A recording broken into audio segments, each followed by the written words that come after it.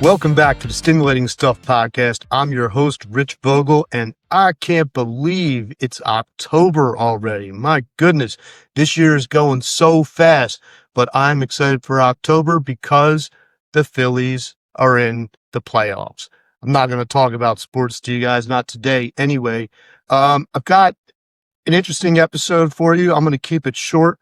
But, this is a busy time of year for neuromonitoring in general. It's a busy time for me, so I had to take a few weeks off. Also, I had a few people who are also busy that are scheduled to be guests on this show. So we had to delay a few times, and I hope in October, maybe even November, that those folks will come on. I think I have some really good guests lined up. I'm excited to share that with you. So today, I thought I would give you two things really. First, hot off the presses, new data for the number of CNIMs, number of neurologists that are doing neuromonitoring, number of cases that will be monitored in 2025, and what all of this means for current and future projections in neuromonitoring. And then I want to answer an interesting listener question. Somebody wrote to me, they want to know, how can I make money in neuromonitoring outside of my day job? In other words, how can I make money as a consultant if I have a background in neuromonitoring? So I'm going to answer that question. Let's get to it. Okay, so first, as I said, hot off the presses, new CNM data as of this month. I know I talked about this a few months ago, but that was based on last year's data. Now we have a new update because there was a new exam. So you go on ABRET's website and you look at the total number of CNIMs, and you'll find that that number is 5,876. And this number gets cited all the time. There's like 6,000 CNIMs, right?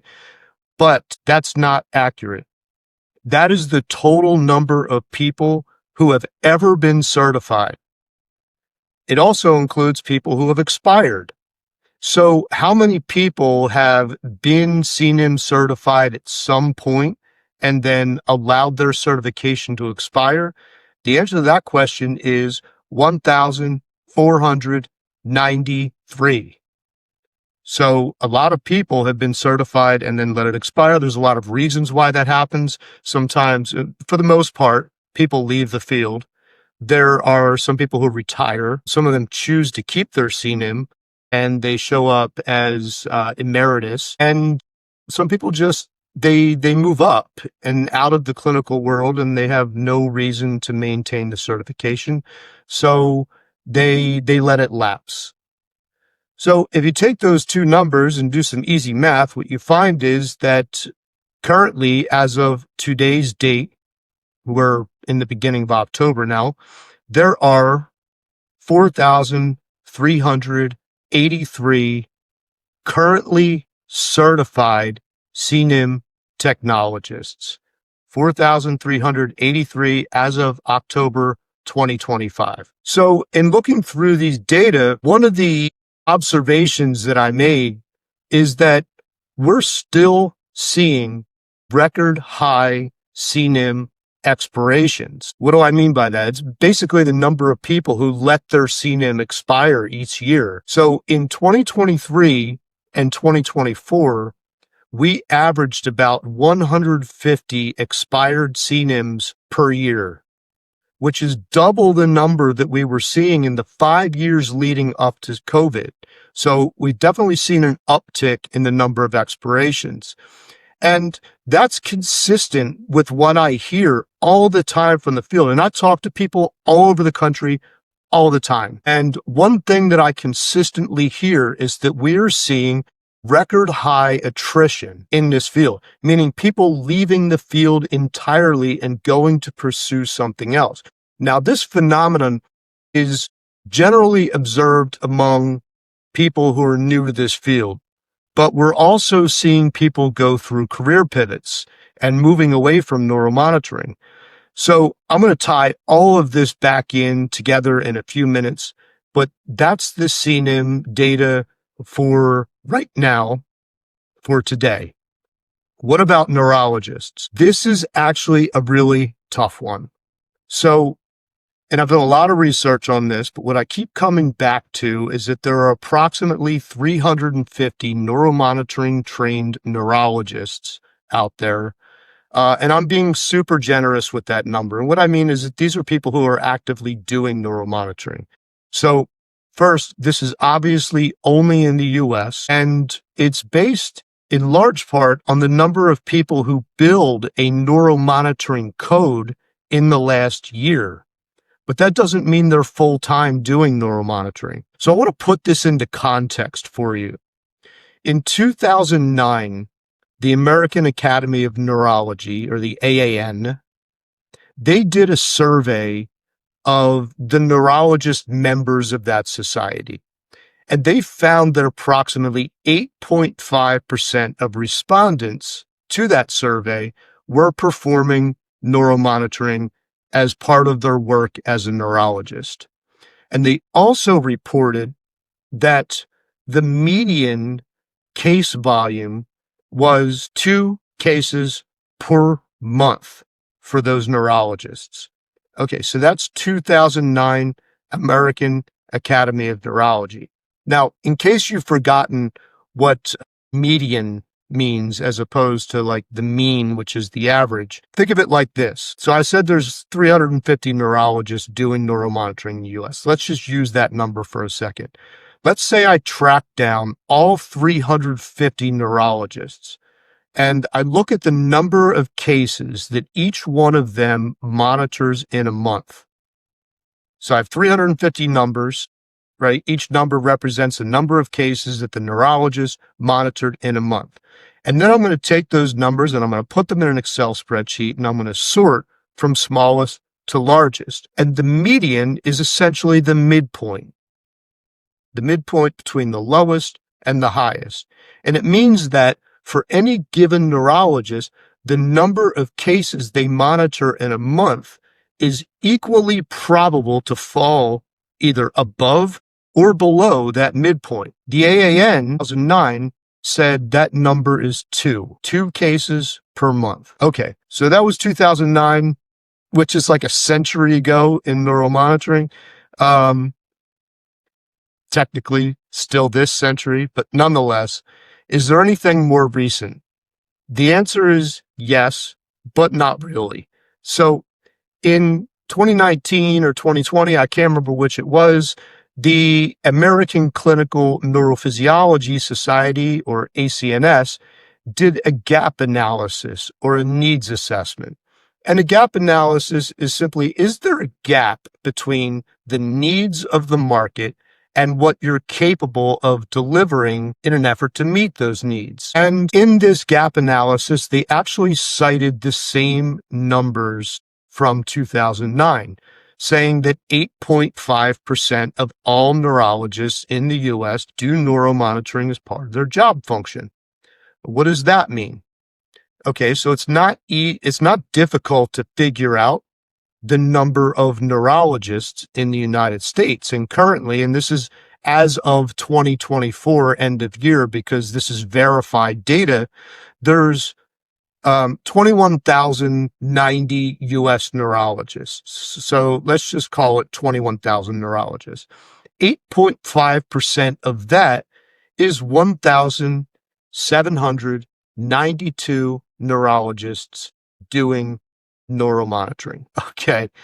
If you're in your car and you're laughing at this, you should be, because that number is absolutely preposterous. It's not even possibly true. If it were, it would mean that only 1 in 6 neurologists actually bill for the service they provide.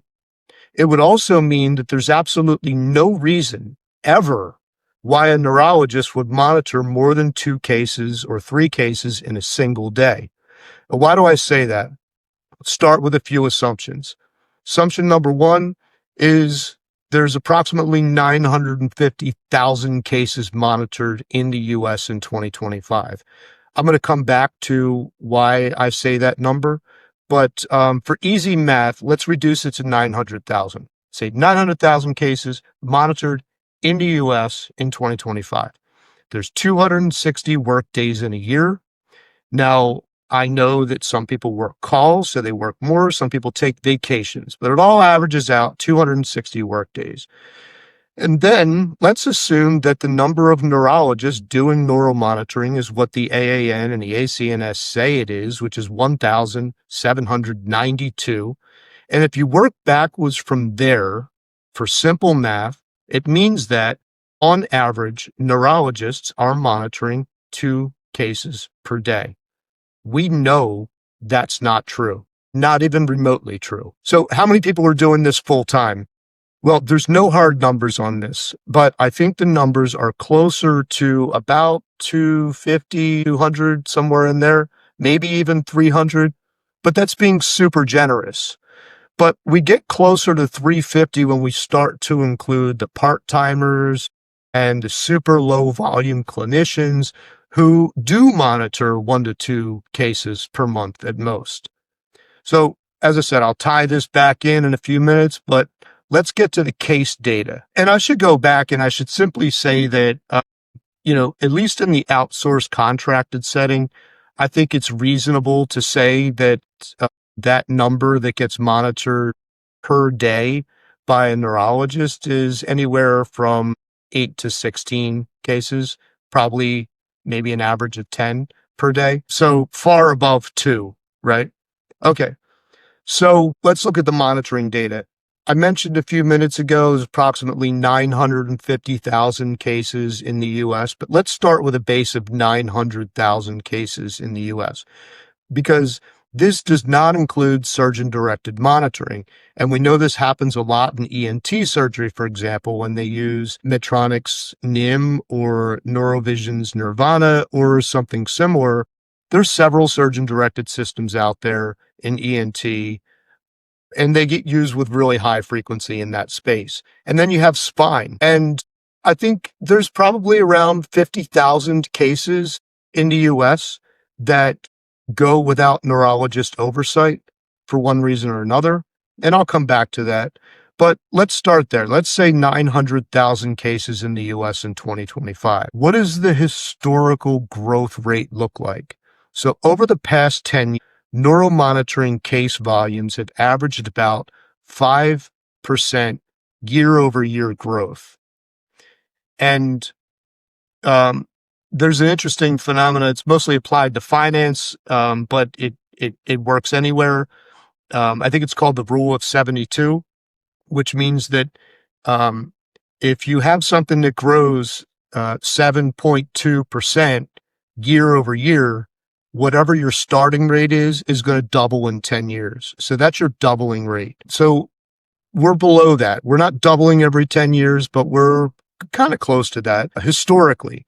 But this has actually ticked up recently. And we're looking currently at about 6% or 6.1% year over year growth in neuromonitoring volume in the US. And you think, okay, well, it used to be 5, it's 6. What's the difference? It actually turns out to be a lot. You jump up to 7 and your rate doubles every 10 years. And we're sort of moving in that direction. So what does that mean for future directions? It means that conservatively speaking, we'll cross 1 million cases in 2027, which is right around the corner. And it could be sooner, but 2027, let's call it that. And there's a range that we're working with here. So, I kind of have a low estimate, a high estimate, and a mid estimate. I'm talking to you right now on the mid estimate. The high estimate definitely gets us over 1 million cases, maybe even in 2026. And then we'll cross 2 million cases by 2039. Maybe even sooner. My modeling shows that we could cross 2 million cases by as early as 2037. But let's get back to the neurologist for a second. So in 2024, or at least as of 2024, the ACNS and the AAN are still stating that neurologists maximize their concurrency, meaning the number of patients that they monitor simultaneously, maximize it at 3. And what they say is that currently the standard is that neurologists monitor 1 or 2 cases, in rare cases, 3 simultaneously. In reality, you can make arguments as to overlap of surgical start times and critical intraoperative times and such, but in reality, the general range for a neurologist, at least outside the hospital setting, meaning in private practice, not an employee of the hospital, you're looking at an average, as I said before, about 8 to 12 cases per day, maybe even as high as 16 or 20. That's on average. I know some do more, some do less. I've seen a couple of legal cases, and this is documented legal records of someone monitoring, simultaneous cases, 30 to 60. But in the main, what's normal is that we're looking at 8 to 12 cases per day. And that's perfectly fair. It's not a criticism. It just is what it is. So another way to think about it is if our field collectively, if we were to hold ourselves to the recommendations of the American Academy of Neurology and the ACNS and limit concurrency to 3 at a time, we would be over 1,500 neuromonitoring trained neurologists short of what is needed to meet the demand that is imposed by surgical volumes that need monitoring today in 2025. And it's shocking to me, not really shocking, like literally nothing fucking shocks me anymore, particularly in 2025, but somewhat shocking to me that in 2019, the gap analysis that was done didn't detect this glaring workforce deficit. Didn't even mention it. In fact, it was like, cool, we're good. On to the next division of neurodiagnostics. So you could argue, and I have before, but you could argue now that we have a shortfall of neurologists. Now, we already know that we do in the United States in general. We have a 19% shortage of neurologists. But in neuromonitoring, I think that number is probably higher. Why do I say that? Well, I know that there are at least 50,000 cases per year that go without neurologist oversight. These are neuromonitoring cases. And that happens for a number of reasons. You have surgeon-directed systems, and it just doesn't fit the model. You have a hospital or a surgeon that won't allow a neurologist to be online. And a lot of times that has to do with either out-of-network billing, which happens, and it irritates hospitals, it irritates surgeons. They don't want their offices fielding phone calls from angry or frustrated patients wondering, what's this bill from this random person or this random company? They just don't want that. So, and then sometimes surgeons just don't want a neurologist on the case because that's their preference. And ultimately, it's the surgeon's patient. It's their right to determine medical necessity, and that includes plus or minus the use or need of a neurologist. So you got about 50,000 spine cases without oversight, and who the hell knows how many ENT cases go without oversight. But I think the dominant model there is surgeon-directed. So if you think about the total number of neuromonitoring neurologists that are currently in practice each year, and then you think about where they come from clinical neurophysiology fellowship programs, right? We add about 2 to 3% new neuromonitoring trained neurologists to the field from these training programs each year. So you add 2 to 3% more neurologists, but neuromonitoring case volume is growing at over 6%, which means you can argue whether or not we have a shortfall now, but the numbers speak for themselves that the shortfall is definitely coming if it's not here now. So 10 years ago, I actually started sounding the alarm about this. And I wrote an article on this topic that was published in The Monitor, which is ASNM's old newsletter. And it was about the growing gap between supply and demand in neuromonitoring expertise. And what did I get? I didn't get the response, shit, we need to do something about this. Let's all get together and figure out a solution. I did not get that response.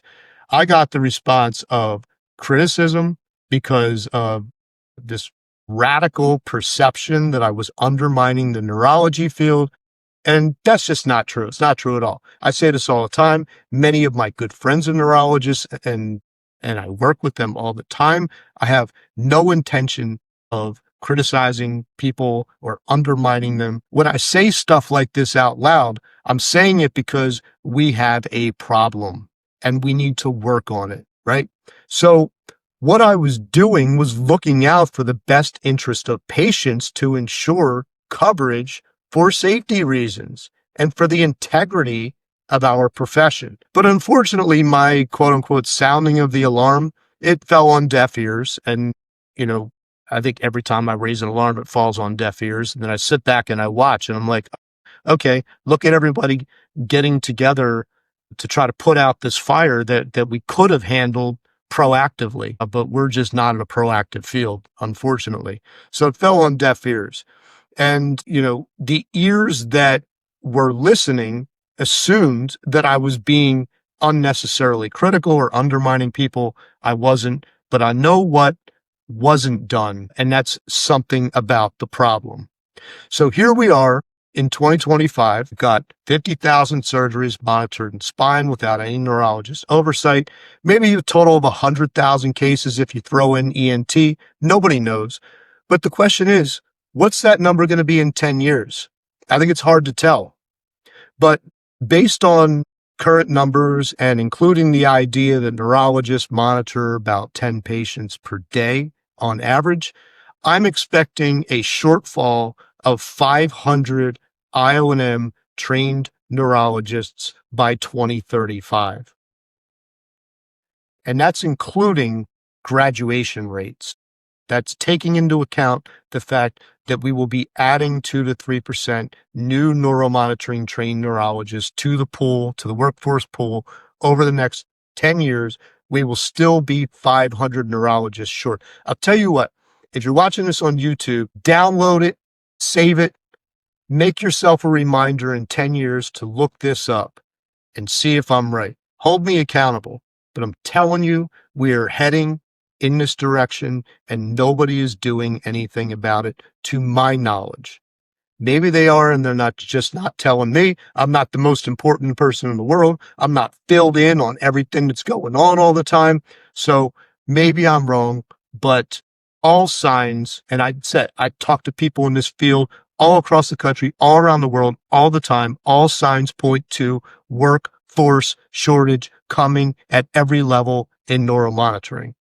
So I will tell you, I have solid numbers from valid resources to back this information, and it's taken me a lot of time to put this stuff together. But challenge me on it, please. So, do you agree or disagree? Why? And more importantly, I'm asking you, what are we going to do about this? What should anybody do about this? And here's another question for you. In consideration of the fact that we will have workforce shortages in the not too distant future, how do you see neuromonitoring evolving over the next 10 years to compensate for the workforce shortage? Shoot me an email, stimulatingstuffpodcast@gmail.com, or you can, if you choose, post on the Rich Vogel subreddit. I'll be happy to hear your thoughts there. Okay, transitioning to the next topic. I got an email from somebody who's interested in doing some consulting and wants to know how you can make money or position yourself as somebody who can make money as a consultant in this field of neuromonitoring. So I think this is a great question. I'm surprised I don't get asked this more often. But particularly right now, I know the labor market, I just finished talking about labor shortage, but the labor market in general out there is not very good. I do follow economics and finance very, very closely, and the labor market is in pretty bad shape right now. And, I went through this, and some of you have too, but my wife and I, we both went through unemployment in the last year, and it took us both, I believe, 9 months. Both of us, 9 months to find jobs. It's not easy out there. And so people are looking for opportunities. And some of those opportunities are, how do I make a little bit of money on the side as a consultant? And salaries can be kind of stagnant right now in neuromonitoring. Mm, Maybe I'll go on a little bit of a tangent here because I do get this question sometimes as to why salaries aren't stagnant. I think the easiest way to think about this, I hesitate to do this sometimes because people who are super knowledgeable of this will say, he's just skipping over the details and keeping it superficial or doesn't understand these things. I just want to kind of keep it simple without all the bullshit. So think about it like this. I think it's a very simple supply and demand issue. When you think about what it takes to be a neuromonitoring technologist, and actually go and monitor a case, there are no educational requirements to be a neuromonitoring technologist. It's not like you have to have a certain degree or a certain level of degree. We have people in this field who, um, on the one end of the spectrum, maybe didn't graduate high school or have a GED. On the other end of the spectrum, MDs and even PhDs are doing the technical component of neuromonitoring, right? So no educational requirements, no educational standards. There's no requirement to have a CNIM. I know a lot of people think there is, but none of the societies have come forward and said, if you're going to sit by yourself in an operating room running electricity through a patient's brain, you must be certified. Nobody has said that. And then there's no licensure. So when you have no educational requirements, no requirement for certification, and there's no licensure, what that means is that there's no barriers to entering the field. And by extension, that means that there's an unlimited supply of people that can be recruited into this field. And when the supply for any kind of a product or service or anything, even people, is extremely high, more so than demand, the demand falls even further. And so does people's willingness to pay for the product or service or person, and that means salaries. So this means that salaries are essentially stagnant right now. And it's really that simple. As I said before, there's a lot of variables that you can really break down as contributing factors here. But if you want to be really, really simple, keep it high level. The easiest way to think about it is supply of potential technologists is unlimited, and therefore salaries really aren't increasing much. There's a lot of parallels, and I might do a different episode on this, but there's a lot of parallels between neuromonitoring and anesthesiology. In anesthesiology, you have anesthesiology physicians, then you have CRNAs, and then below that, there's another level. I can't remember what it is. Maybe an assistant or something like that. And if you look at what's happening right now, so CRNAs obviously they're certified, but they're also licensed. And there is such a shortage right now in this country of anesthesiologists that CRNAs have gained independence and they are doing their own cases with no physician oversight all over the country. And it's becoming more and more standard. They're meeting the demand, but that certification requirement and that licensure requirement for a CRNA means that they average about $450,000 a year, which is about half of what an anesthesiologist makes. Those numbers go up, but they can demand pretty much anything they want because the supply is so limited. Oh my goodness, so many parallels I can think of between that field and ours and the impact on the finances and the operations of ASCs and so on and so forth. Maybe I'll come back and do an episode on that. Whoa, that's a long tangent. I'm not even answering the question yet. So let me get back to it. So how do you position yourself to be a consultant in neuromonitoring? High level, I can think of 3 ways to do this. I'll name them and then I'll break them down. So you can establish yourself either as a clinical expert, that's 1, a leader in the field, that's 2, or an industry insider, that's 3. And there's some overlap there. You can do all 3, but I think those are like the 3 routes. What is the most important way to gain attention to your career and attract people who are looking for consultants? Without question, that answer is LinkedIn. And I know there's probably some people who they listen to this and maybe a bit junior in the field or in life, and by virtue of their age might not use LinkedIn, but it's a very important resource. I was shocked, by the way. Here I go again with being shocked, but I was a little shocked by this. So a few weeks ago, I was back in Philadelphia and I visited a friend and I was helping him and his daughter move her into college. And she was moving into college in her sophomore year in Villanova. And one of her classes in the previous year, in her freshman year, required her to create a LinkedIn profile. And I thought that was really smart. I mean, really smart. And she did that. And I gave her some feedback on her profile.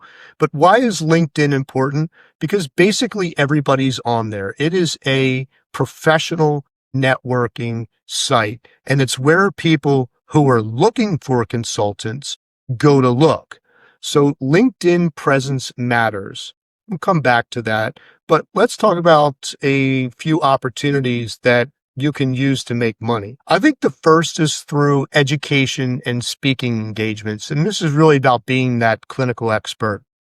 So establish yourself as a clinical expert, and really, that just takes a lot of experience, a lot of study, a lot of mastery, and that brings a lot of opportunity, not just money, but opportunity in general. Once you gain that mastery, you can share it with other people. So lecturing and doing clinical lectures on neuromonitoring or even on business and healthcare has brought me personally to Asia Pacific, the Middle East, Southeast Asia, Europe, and all over the United States. Now, I still haven't gotten to South America or Africa. So if you're listening and you're from that area, I know I have people listening from over 40 countries, but here's my plug. I'd love to come and lecture. But that's really a good way to get in the door, start doing it for free at conferences, and establish yourself as a go-to expert, and other talks, including paid talks and paid travel, will follow. Another opportunity is being an expert witness. This comes primarily from being a clinical expert and having a bird's eye view of the national landscape of how neuromonitoring is performed, both nationally and in various locales. But it's really I think also a hybrid of having some leadership experience in the field, not just in the business side of it, but in the professional society side of it as well. What does an expert witness do? I think I've talked about this in previous episodes, but essentially you're either going to work for the plaintiff, who's usually a patient, or the defendant, who's usually a neuromonitoring clinician. That could be a technologist, could be a neurologist, it could be a company that's being sued. You might also even be an expert for another defendant, like a surgeon or a hospital. And essentially what you do is you're reviewing medical records of these cases, the monitoring records, you review depositions, anesthesia records, surgical records. And the depositions, this is what, when people give their testimony under oath, those things get transcribed and you read those and you give your opinions on their opinions. And what you're essentially doing is you're developing a professional opinion about whether or not people who were doing neuromonitoring had committed negligence and or malpractice. I can't remember if I said this in a previous episode, but if I did, there might be more there that you can listen to. I've certainly given quite a few talks on this, and there's good money in it. I don't do expert witness work anymore. I did my final 2 cases last year, but I will say it pays extremely well. They're also very time consuming. But if you get into a case and it goes to trial, you could easily make 20,000 or more in consulting fees. So that's a way to go. Publishing research. So the Neurodiagnostic Journal is a fantastic place to get started in publishing research. I would say definitely reach out to their editor-in-chief if you have ideas. Getting involved in national professional societies. Let me emphasize national professional societies, and by that I mean ASSET, ASNM, ACNS. And I'm not talking about being involved in these societies as a member. Look, if you're in this field, you should be a member of one or more of these societies, period, full stop. But I'm talking about leadership positions. I'm talking about volunteering for committees, then chairing committees, then running for the board, potentially even running for president, for example. But the important thing is that you do all of these things, the speaking, the publishing of articles, the contributions to volunteer leadership. And then you need to tell people about it. And the best way to tell people about those things is to put it on LinkedIn, because that's where people are going to look for experts that they want to hire as consultants. That's where attorneys go too, that are looking for expert witnesses. Other people look there too. An example is consulting agencies. So I get contacted all the time by consulting agencies that are essentially representing companies like Bain Capital, Morgan Stanley. And then, that's how they found me. They found me on LinkedIn. And when you post frequently, people see these things. And speaking of posting, I think this is important to mention. You want to post frequently, but you want to post valuable information. Like when you post something, think, is this adding value to the people who are going to read it? Am I providing important information in their fields? And, who does this really well, actually? Um, I think she got married, but changed her name. But Shakira Tassone, I think she's Shakira Lenosky now, does this with Wisdom Wednesdays, and she does a really good job at providing real value to people's fields in the form of education. Jeff Balzer does this with Pro Circa really well. So look at those profiles and see the kind of stuff that they're posting, and that will give you, I think, a sense of the type of content that you need to be developing to be viewed as a leader by the people that are out there looking for consultants. And I say all this because sometimes I see people, they just post to post. And I've been guilty of this in the past, as recently as last year, but I've stopped doing this because if I can smell the horse shit through my laptop or phone screen, other can too. And some of the information that I was posting was just it wasn't bullshit. It was just generic. And it wasn't really, I think, value add to people, uh, to people's feeds. So post genuine stuff that provides real value. Don't post the generic stuff. And why do I say this? Because people are going to like it. If it's valuable, they're going to share it. You're going to get connection requests, and all those things are going to show that you are a go-to expert in the field. Another example of being an expert in the industry is being able to talk about positioning, like product positioning or financials or financial projections or outlooks, or being able to forecast projections and case volumes and things like that. And, when it comes to these consulting groups, I mentioned they represent companies like Morgan Stanley and Bain Capital. I will tell you the pay's kind of shit. My consulting fee is well more than double what they offer, but I do it. I take the money, and here's what happens. You end up getting on the call with a Morgan Stanley or Bain Capital or one of those companies, and you have this wonderful, fantastic conversation that lasts just 1 hour. And you get to share everything that you know. You You have to be objective. You have to be honest. You have to be factual, but it does pay a decent amount. Just because my consulting fees are high doesn't mean, everybody else's is. You have to start somewhere, but it's an hour out of your time and you get paid a few $100s. So that's awesome. What else? Electrode design is a good example.